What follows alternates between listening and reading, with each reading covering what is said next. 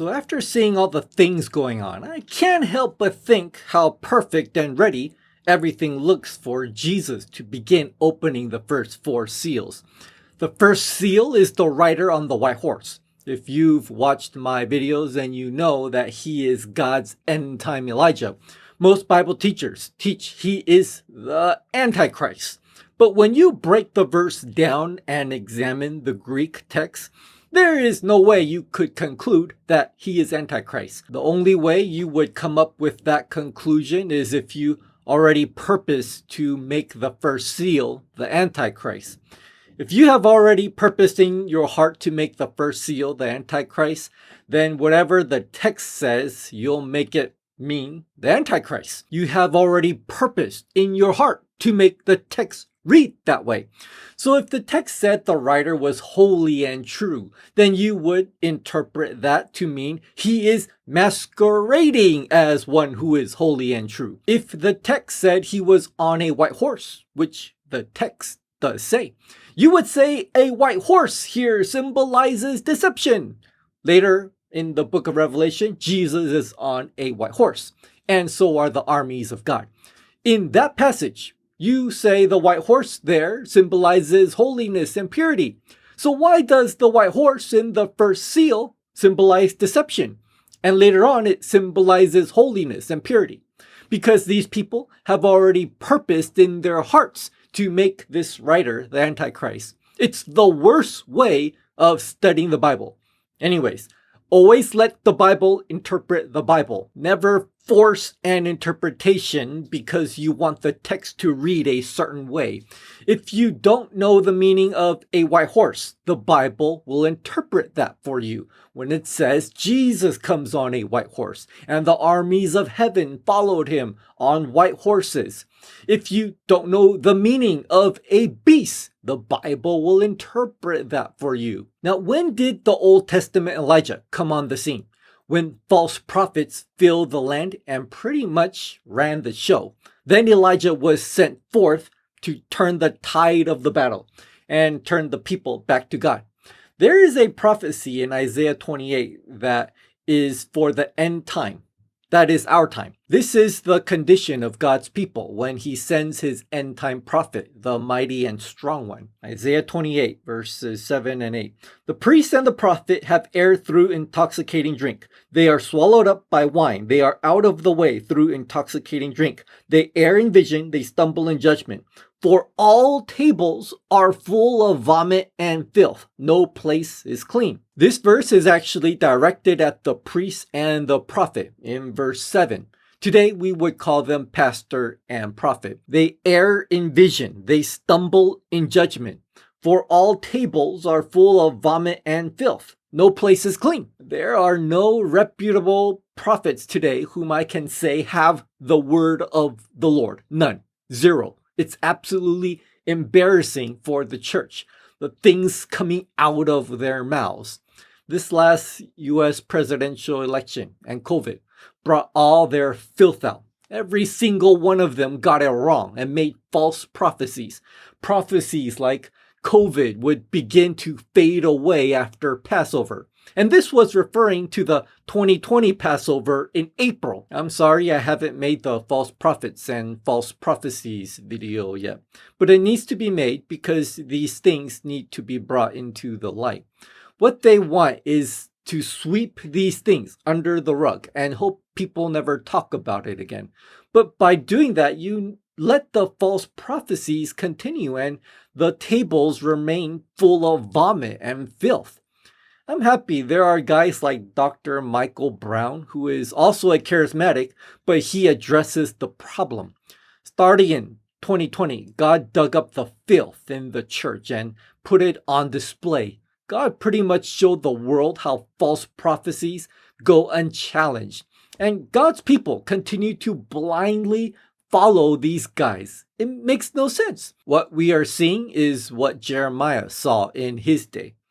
In Jeremiah 5:31, the prophets prophesy falsely, and the priests rule by their own power, and my people love to have it so. Why do God's people put up with false prophecies?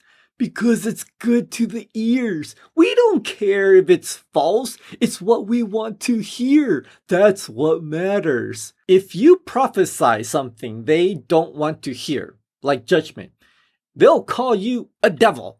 God's people hated Jeremiah because he prophesied judgment and the coming of the Babylonian captivity. All the other prophets prophesied nice things and smooth words. That's good to the ears. These words make me happy. That's what I want to hear. That is such a sad condition when truth is not what God's people are seeking. They deceive themselves and tell themselves these nice, happy words are the truth. We'll go deeper into this issue in the false prophecies video that I still need to make. So the false prophets and false prophecies were completely brought to light. There is not so much as one prophet who has the word of the Lord in his mouth. Sad day. So all tables are indeed full of vomit and filth. But it was a similar condition in Elijah's day, wasn't it? So the first seal is so ready to be opened. The circumstances are perfect. What about the second seal? When the second seal is open, war breaks out. Peace is taken from the earth. People start killing one another. Right now, to the most part, there is peace on earth. I believe there are angels and powers in the heavens that prevent war from breaking out. But there are places that can get real ugly real fast. If you've been keeping up with the news, you may have noticed that Israel and Iran have tension building up. Some say there's always tension between the two, but when tension builds up, it's easy to explode into something bigger. Also, China's military has been building up, and they are now repeatedly flying warplanes into Taiwan airspace. They are testing Taiwan's readiness and defensive capabilities. Doing this will also wear Taiwan out as they scramble to fend off coming fighter jets. The Air Force may eventually say, here we go again and again and again, until they get tired and used to it and say, oh, this is routine. They do this all the time. They'll never attack. And they let their guard down. Then the attack comes. Other tense regions include North Korea versus South Korea, although relations have been better lately. And India versus Pakistan. If Jesus opens the second seal, any of these regions can immediately blow up into all-out war, and some will pull the US into a war. The US has sworn to protect Taiwan and South Korea, and is also allies with Israel. When the second seal is open, peace is taken from the earth and people will kill one another. It's possible these regions where there is tension may just blow up into all-out war. It doesn't have to be World War III and nukes don't have to be used, but it still can get pretty ugly. Now, some may accuse me of fear-mongering or wanting to see death and destruction, but these critics are those who don't understand Bible prophecy. Let me tell you, no prophecy in the Bible has ever failed. Just to name a few. Jerusalem was destroyed by Babylon, and the Jews spent 70 years as captives there, exactly as Jeremiah prophesied. Daniel, while a captive in Babylon, prophesied the rise of the Medo-Persian Empire, which would fall to the Grecian Empire, led by Alexander the Great. And many other prophecies can be found, and they all came to pass.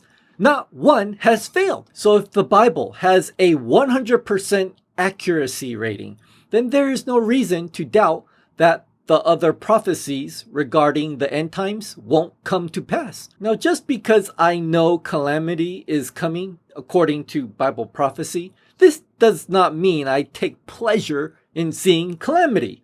Some of these critics have very strange reasoning. One of the main reasons these people say things like, you want to see the world burn, is because they are against the Bible and against Christians. Sadly, some of them are professing Christians. The problem is these Christians don't believe in end time prophecy. They believe Christianity is about being nice to people and prospering financially. Therefore, things like the day of the Lord, the great tribulation, the judgment of God are considered evil things to them, or they think it's nonsense. They don't believe end time prophecy. They don't think end time prophecy is Christianity. I talked to someone who believed that way a long time ago, and it's just sad. They go to church every week and the pastor just feeds them doctrines of mammon, how to serve mammon. Basically, they just call mammon Jesus. For you newer Christians, mammon refers to money or the god of money. Prospering financially and prospering in life is the meaning of being a Christian for these people. Should these people who serve money and pleasure be counted worthy of Christ? When Jesus spoke concerning the day of God's judgment, he said, "Watch therefore and pray always that you may be counted worthy to escape all these things that will come to pass and to stand before the Son of Man." These professing Christians are not worthy of Christ. They don't know the meaning of taking up the cross, nor would they ever suffer for the glory of God, like the early Christians who chose to be fed to the lions. They aren't worthy to escape all these things that will come to pass. They need to have their faith tested to see if they are real believers or not. Listen, I am all for prospering financially and prospering in life, but I do not teach this as a doctrine, as a promise of God. It is a blessing of God. And for many people, oftentimes, too much blessing turns into a curse.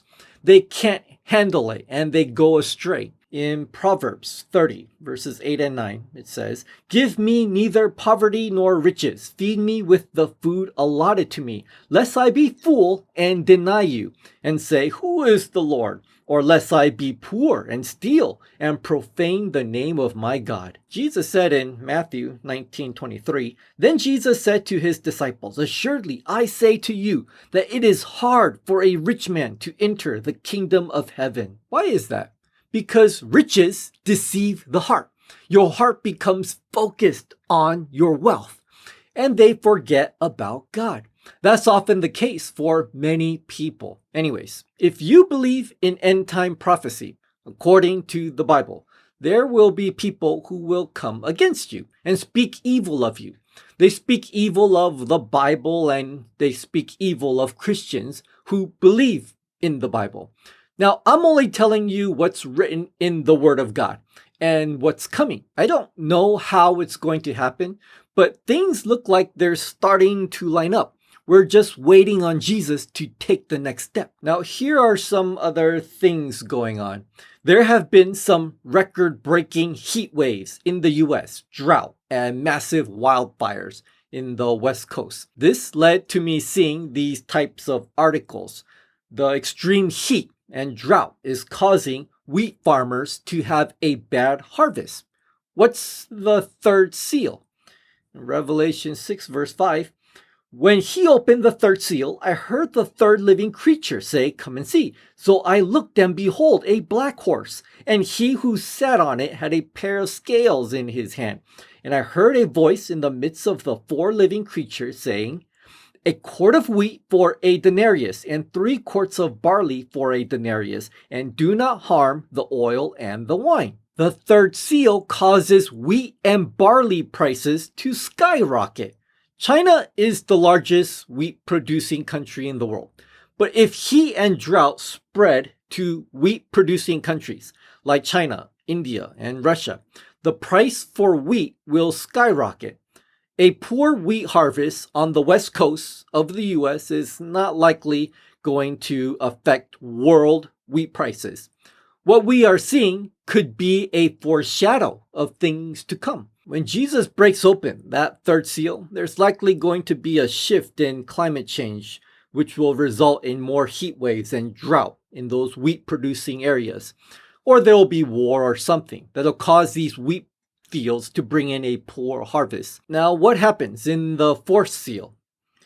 So I looked, and behold, a pale horse, and the name of him who sat on it was Death, and Hades followed with him. The fourth seal is death, and it looks like we are seeing the beginning of it with COVID.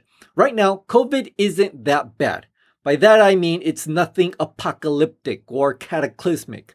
But the virus has mutated into the new Delta variant and also the Lambda variant. The Delta variant is much more infectious than the original. If Jesus opens that fourth seal, what will very likely happen is that coronavirus is going to mutate into something that is vaccine resistant, super highly infectious, and have a high mortality rate. You need to understand the power of these four horsemen, which are sent out by Christ. Here is the summary of them. And power was given to them over a fourth of the earth to kill with sword, with hunger, with death, and by the beasts of the earth. War, famine, and death. Well, George, you sure brighten up my day. That's something to look forward to. Yeah, I know. Listen, I would love to go back to pre-pandemic days like everyone else. This pandemic stinks, but prophecy will be fulfilled. It won't fail. No prophecy has failed in the Bible. The chess pieces are all in place for Jesus to open the first four seals, exposing false prophets and false prophecies which fill the land. Boom, check. First seal is ready to be opened. The end time Elijah is ready and waiting to cleanse the land. He's on standby. White horse in place. Regional tension, possibility of war breaking out. Check. Just waiting for peace to be taken from the earth. Red horse is in place. Climate change, heat waves, drought, wildfires, poor wheat harvest. Check. Just waiting to spread into other wheat and barley growing regions. Black horse in place. A mutating infectious disease spread around the world. Check. Just waiting to mutate into something much deadlier. Death is ready to ride out and Hades is behind him. Pale horse is in place. Now all eyes on Jesus. We are waiting on him to open those seals. These guys are waiting on the Lord's command. Then they ride out. George, you're fear-mongering. What do you want me to do? Throw out the Bible so you can be like Jeremiah's generation? Tell you lies and nice words to make you feel good? I'm not saying these things are going to happen soon, but they could. And one day it will happen. But you were prepared in heart because you knew the Bible and its teachings. I will admit, it's going to be terrible when this all starts. But remember, there was drought and war in the days of Elijah. And in the time of Elisha, the famine was so bad that people were eating their own children. That's the Old Testament picture for us concerning the end time. Now, I do hope there will be a time of peace and prosperity during the time of God's end time Elijah, because he is supposed to be a preview of the Messiah, since he's the forerunner. And when he comes on the scene, we know Jesus is not far behind him, so we can look forward to that. We wait on the Lord. Everything is in his time. God bless you guys. Bye-bye.